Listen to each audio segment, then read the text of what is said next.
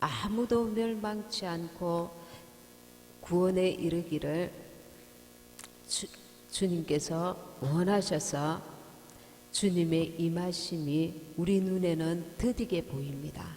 그러나 그것이 더디게 오시는 것 같지만 기다려 주신다는 것입니다.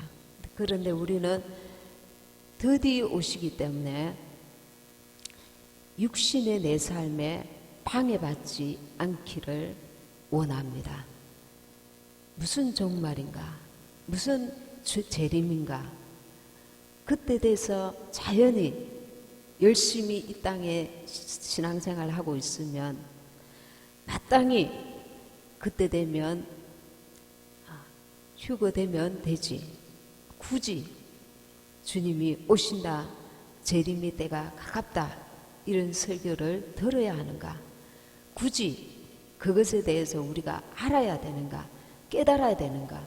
왜 굳이 지금 삶에 집중하지 못하도록 방해받아야 되는가? 그렇게 오해하시는 분들이 있습니다. 우리가 노아를 생각해 봅시다. 노아는 120년을 사모했습니다. 많은 사람들이 옆에서 도와줘서 같이 방주를 만들었던 게 아닙니다. 홀로 혹은 그 가족들만 많은 사람들의 비방과 비난과 혹은 미쳤다고 하는 욕까지 들으면서 주님만 바라보고 주님이 만드시라는 그 뜻을 쫓아서 방주를 만들었습니다. 너무나 거대한, 그 당시에는 장비도 제대로 없는데 암수 그 짐승들을 태우면서까지 아주 하나님께서 세밀하게 이끄시는 대로 묵묵히 순종하며 주님의 날을 임하기를 사모하고 준비했습니다. 그런데 우리는 준비가 무엇이 필요한가? 내가 열심히 이 세상 삶 열심히 살고 내가 신앙생활 열심히 하면 되지 않는가? 그렇게 오해합니다. 제가 방금 이렇게 다른 곳에 갔다가 이렇게 올 때에 봉고차 한 대가 순간에 지나가는데 주님의 재림이 가깝습니다. 지금은 마지막 때입니다. 그 남자분이 그 마이크를 대고 복음을 전하면서 그 봉고차의 휴거 임박 주님께서 가까이 곧 오십니다. 그 말씀을 전가하면서 마이크로 봉고차가 지나가고 있었습니다. 제가 그것을 보면서 참 귀하다. 요즘 시대에는 이단 소리를 너무 쉽게 하니까 주님의 오심을 전가할 나팔수 한 사람 제대로 없는 때에 참 귀하다. 그런 생각하게 됐습니다. 예수님이 오실 때에도 그 마구간에 동방박사들이 멀리서 세 사람의 동방박사들이 별을 보고 만왕의 왕을 찾아왔고, 그렇게 양을 치던 목동들이 그 예수님의 천사의 말을 듣고 그 예수님을 영접했습니다. 만왕의 왕이신데, 만주의 주신데 우리는 자기를 살피느라고 주님이 곧 재림이 임박한 사실도 스스로 아는 것을 부담스러워하고 전하기를 부담스러워합니다. 그런데 담대하게 봉고차에다가 완전히 주의 재림이 임박했습니다. 휴거가 임박했습니다. 그렇게 적으면서 담대하게 주의 재림을 전가하는 것이 얼마나 귀하고 귀한지 모릅니다. 제가 기도할 때에 며칠 전에 지난주였을 겁니다. 하나님이 나름 대단한 것을 보여주셨습니다. 제가 기도할 때마다 무슨 기도를 하냐면 저에게도 지혜와 계시의 영을 열어달라고, 이 때에 대한 계시의 영을 열어달라고 계속 기도해 왔었습니다. 근데 한 끼 금식하고 이제 계속 기도를 하는데 새벽 기도 때 기도를 하려고 딱 시작하면은 하늘에서 큰 바위가 내려오는 거예요. 이 지구를 덮을 큰 바위가 하늘에서 내려오는 거예요. 이게 뭐지? 둘째 날도 기도를 하려고, 새벽 기도 때 기도를 하려고 하면 하늘에서 큰 바위가 내려오는 거예요. 이게 뭐지? 어리석은 저는 그 생각을 했습니다. 그리고 세 번째까지 이렇게 하늘에서 큰 바위가 내려오는데 땅에 닿기 얼마 되지 아니하였습니다.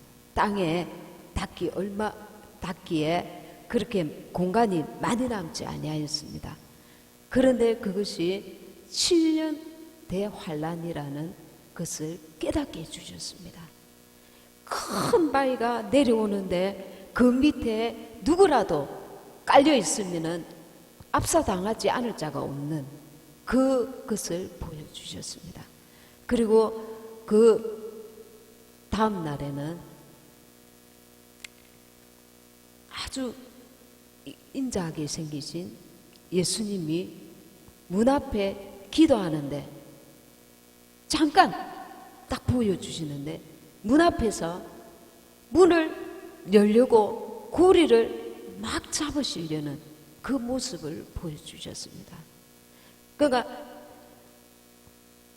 아주 조용하게 마치 도둑처럼 조용하게 문 앞에서 딱 서가 계시다가 문을 열기 직전 문고리를 잡으려는 그 찰나에 아주 짧은 시간에 생생하게 저에게 딱 보여주셨습니다. 그러니까 우리가 드디다 생각하고 있었는데 임박했다는 것을 저에게 보여주셨습니다. 예수님의 7년 대환란도 임박했고 예수님의 그 공중 재림도 임박했다는 것입니다. 아주 임박했다는 것입니다.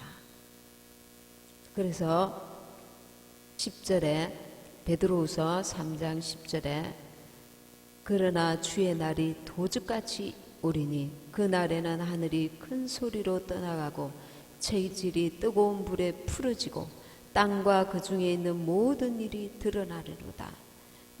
주님께서 공중 재림하시고 7년 후에 지상 재림하시면서 이 땅에 모든 심판이 임할 것을 말씀하고 있습니다.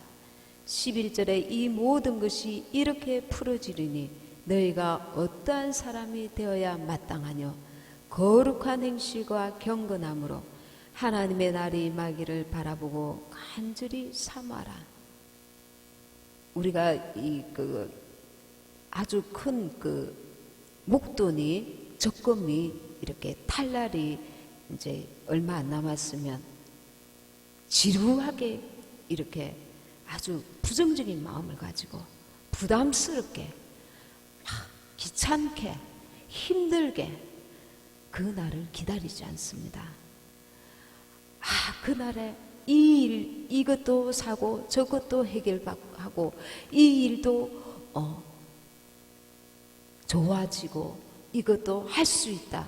이런 희망과 소망과 긍정적이고 너무나 사모하며 정말 기쁨으로 그날을 기대하게 됩니다.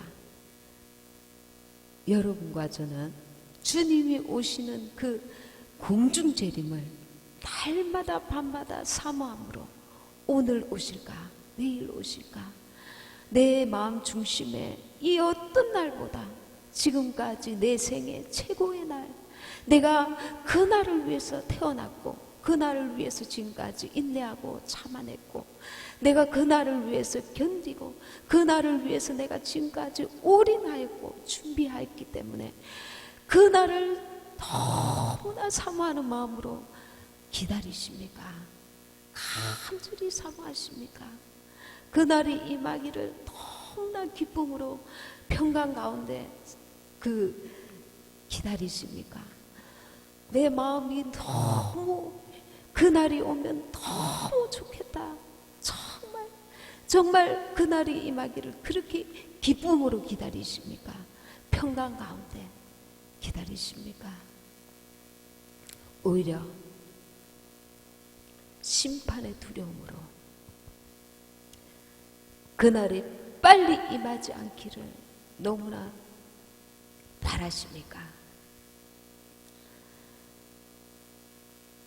3장 14절에 그러므로 사랑하는 자들아 너희가 이것을 바라보나니 주 앞에서 점도 없고 흠도 없이 평강 가운데서 나타나기를 힘쓰라.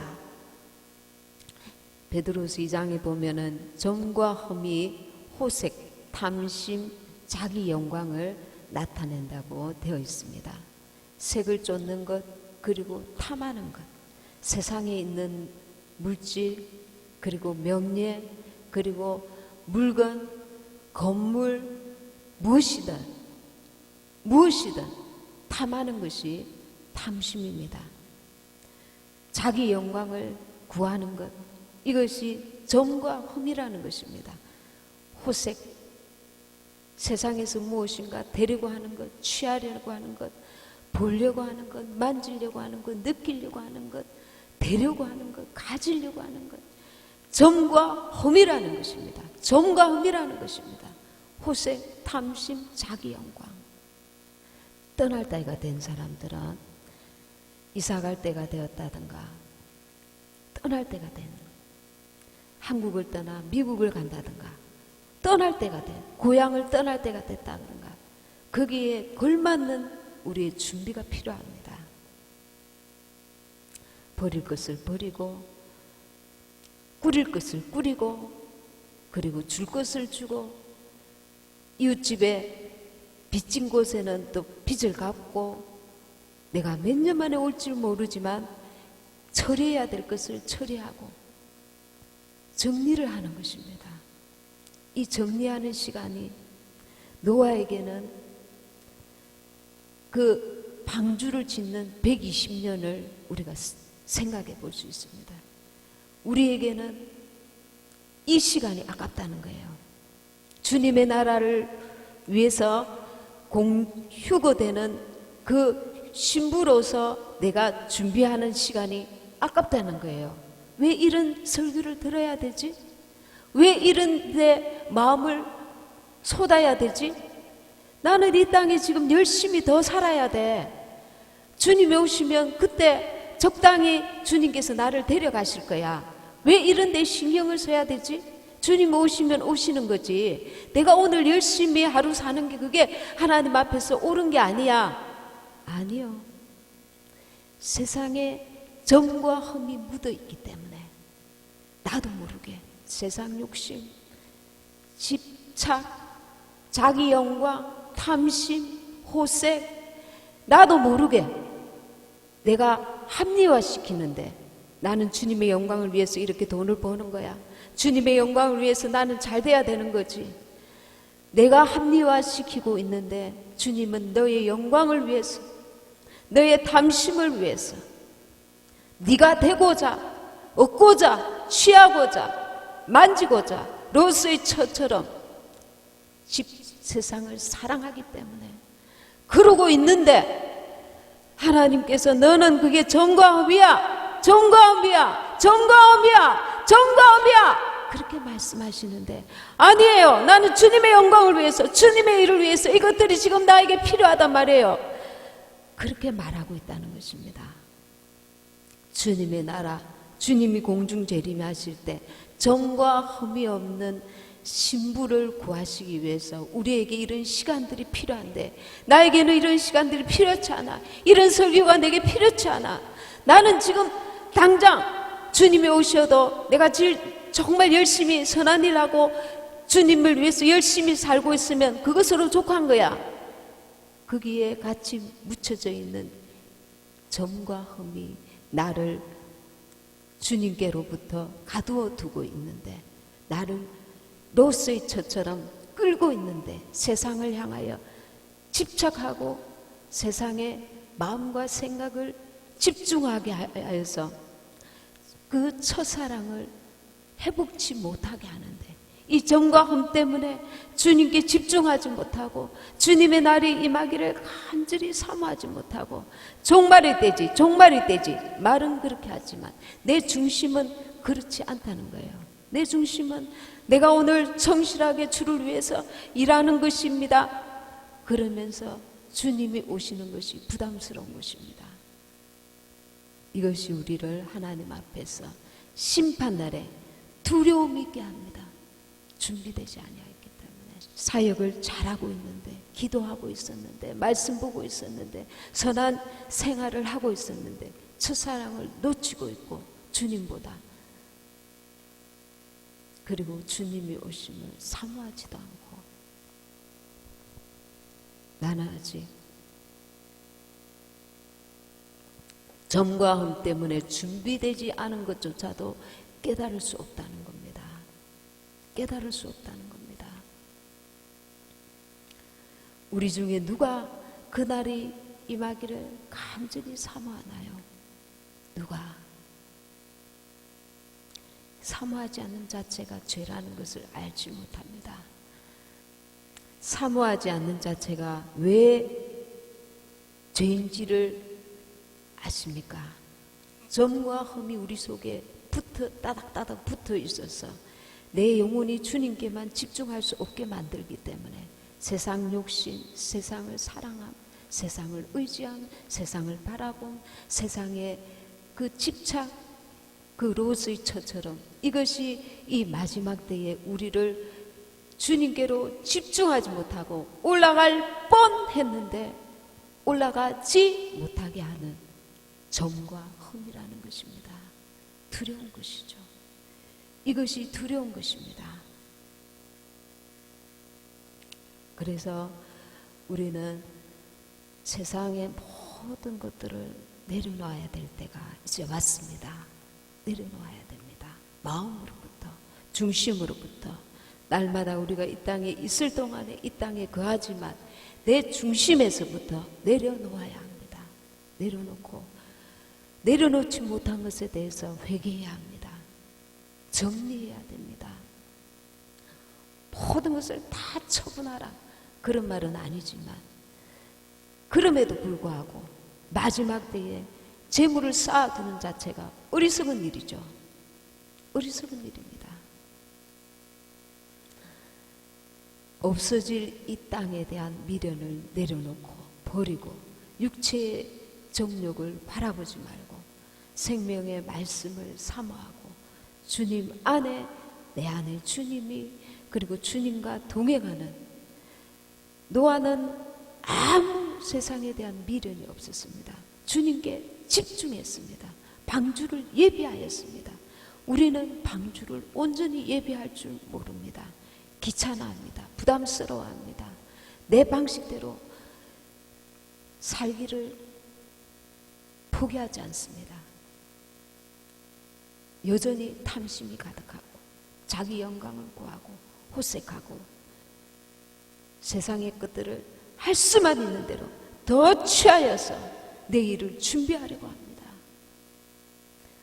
얼만큼 내려놓아야 될지 주님께 기도하면서 주님의 뜻 가운데서 내려놓기 원하시는 부분에 내려놓고 정리해야 될 것을 정리하고 내 마음 중심에서부터 그분의 날이 임하기를 간절히 사모해야 합니다. 지금까지 기다려주신 것은 우리에게 축복이었습니다. 하나님께서 우리를 너무 사랑하시니까 그래서 우리에게 이런 시간들을 주셨는데 이 시간들이 우리에게 부담이 되었고 귀찮아지고 오히려 이상하게 여기고 오히려 비난하고 비판하는 거리로 삼고 그렇지는 못했습니까? 하나님의 날이 임하기를 바라보고 간절히 사모하라. 아멘. 하나님의 날이 임하기를 간절히 사모하라. 11절에 거룩한 행실과 경건함으로 네, 주님을 사모할수록 우리의 삶은 거룩해질 수가 있고 경건해질 수가 있습니다. 주님 오심에 모든 마음과 생각을 집중하면 집중할수록 내 영이 내 혼을 내 육체를 이끌어갈 수 있게 되기 때문입니다.